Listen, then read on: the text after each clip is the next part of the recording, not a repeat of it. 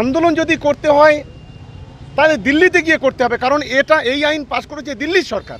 তাই আন্দোলন বাংলাতেও হবে, মহারাষ্ট্রেও হবে, দক্ষিণ ভারতে হবে, উত্তর ভারতে হবে, মধ্য ভারতে হবে। এটা যদি সহ্য না হয়, সহ্য করার অভ্যাস তৈরি করুন। বাংলাতে যেভাবে অগণতান্ত্রিকভাবে, অসামাজিকভাবে যেভাবে দাঙ্গা লাগানোর যে পরিকল্পনা আজকে এই রাজ্যের বিরোধিতা করছে, আমরা তার তীব্র নিন্দা করছি। এরকম কথা উঠছে যে পাস হয়েছে, আইন পাস হয়েছে দিল্লিতে, তাই লড়াই করো দিল্লিতে গিয়ে।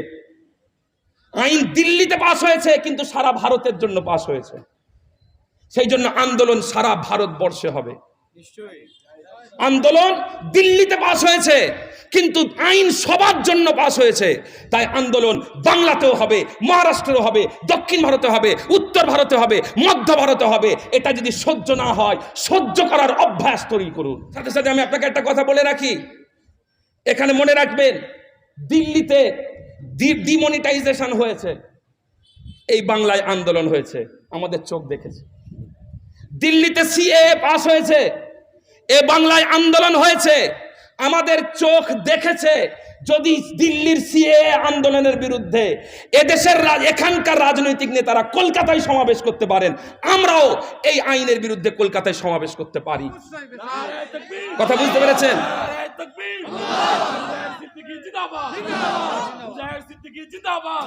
প্রিয় উপস্থিতি, একটা কথা আমি এখানে বলে রাখি, শেষ কথা।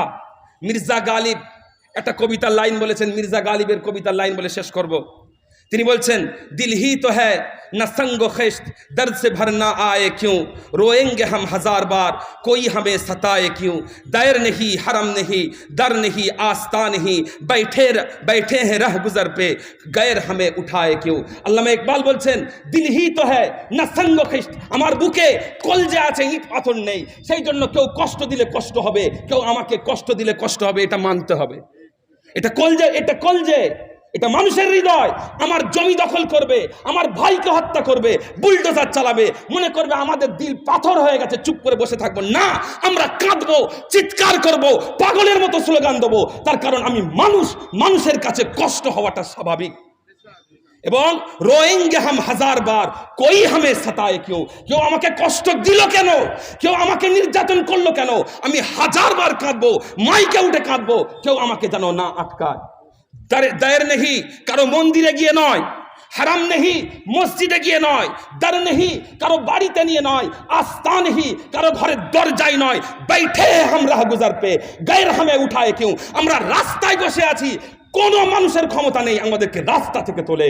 আমি আজকে শেষ 26 তারিখের ব্রিগেড আন্দোলনে আমরা রাস্তায় নামবো।